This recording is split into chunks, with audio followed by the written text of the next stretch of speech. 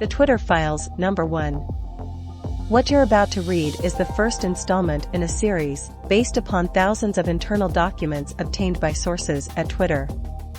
The Twitter Files tell an incredible story from inside one of the world's largest and most influential social media platforms. It is a Frankensteinian tale of a human-built mechanism grown out the control of its designer.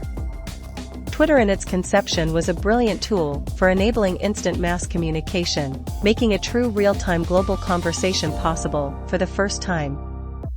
In an early conception, Twitter more than lived up to its mission statement, giving people the power to create and share ideas and information instantly, without barriers.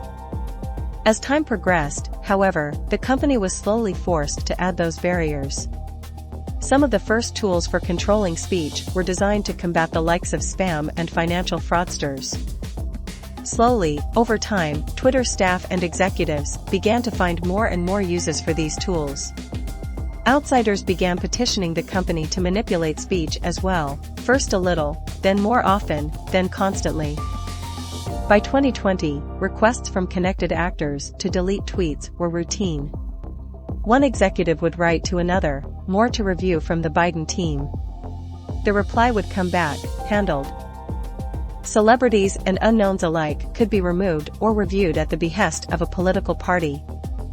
Both parties had access to these tools. For instance, in 2020, requests from both the Trump White House and the Biden campaign were received and honored. However, this system wasn't balanced. It was based on contacts. Because Twitter was and is overwhelmingly staffed by people of one political orientation, there were more channels, more ways to complain, open to the left, well, Democrats, than the right. From OpenSecrets.org. The resulting slant in content moderation decisions is visible in the document you're about to read. However, it's also the assessment of multiple current and former high-level executives. Okay, there was more throat clearing about the process, but screw it, let's jump forward. The Twitter Files, Part 1, How and Why Twitter Blocked the Hunter Biden Laptop Story. On October 14, 2020, the New York Post published Biden's secret emails, an expose based on the contents of Hunter Biden's abandoned laptop. Twitter took extraordinary steps to suppress the story, removing links and posting warnings that it may be unsafe. They even blocked its transmission via direct message, a tool hitherto reserved for extreme cases, example, child pornography. White House spokeswoman Kayleigh McEnany was locked out of her account for tweeting about the story, prompting a furious letter from Trump campaign staffer Mike Hahn, who tweeted, "At least pretend to care for the next 20 days. This led public policy executive Caroline Strom to send out a polite WTF query. Several employees noted that there was tension between the comms/policy teams, who had little/less control over moderation, and the safety/trust teams. Strom's note returned the answer that the laptop story had been removed for violation of the company's hacked materials policy. Although several sources recalled hearing about a general warning from federal law enforcement that some are about possible foreign hacks, there's no evidence that I've seen of any government involvement in the laptop story. In fact, that might have been the problem. The decision was made at the highest levels of the company, but without the knowledge of CEO Jack Dorsey, with former head of legal, policy, and trust Vijaya Gadde playing a key role. They just freelanced it, is how one former employee characterized the decision. Hacking was the excuse, but within a few hours, pretty much everyone realized that wasn't going to hold. But no one had the guts to reverse it. You can see the confusion in the following lengthy exchange, which ends up including Gadde and former Trust and Safety Chief Yoel Roth. Comms official Trenton Kennedy writes, "I'm struggling to understand the policy basis for marking this as unsafe. By this point everyone knew this was fucked," said one former employee, but the response was essentially to err on the side of including a warning and preventing this content from being amplified.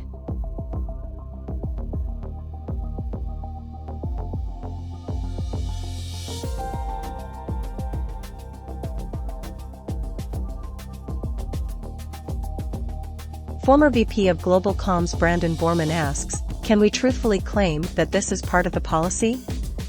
To which former Deputy General Counsel Jim Baker again seems to advise staying the non-course, because caution is warranted. A fundamental problem with tech companies and content moderation: many people in charge of speech know/care little about speech and have to be told the basics by outsiders. In one humorous exchange on day one, Democratic Congressman Ro Khanna reaches out to Gaddy to gently suggest she hop on the phone to talk about the backlash re-speech. Khanna was the only Democratic official I could find in the files who expressed concern. Gaddy replies quickly, immediately diving into the weeds of Twitter policy, unaware Khanna is more worried about the Bill of Rights. Khanna tries to reroute the conversation to the First Amendment, mention of which is generally hard to find in the files.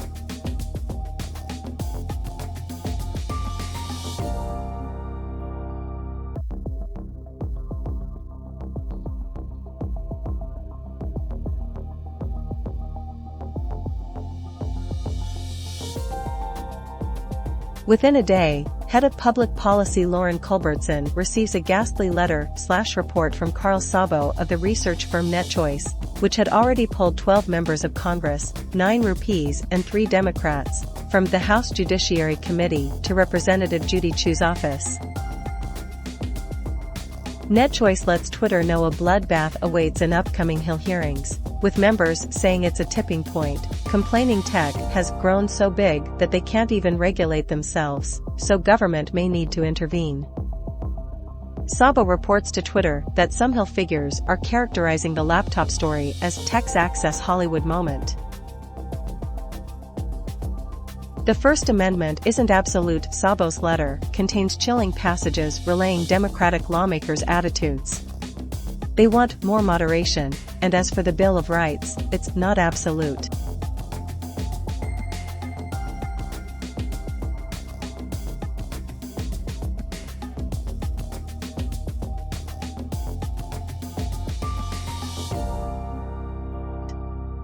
An amazing subplot of the Twitter/Hunter Biden laptop affair was how much was done without the knowledge of CEO Jack Dorsey, and how long it took for the situation to get unfucked, as one ex-employee put it, even after Dorsey jumped in. There are multiple instances in the files of Dorsey intervening to question suspensions and other moderation actions for accounts across the political spectrum. The problem with the hacked materials ruling, several sources said, was that this normally required an official/law enforcement finding of a hack. But such a finding never appears throughout what one executive describes as a whirlwind 24-hour, company-wide mess.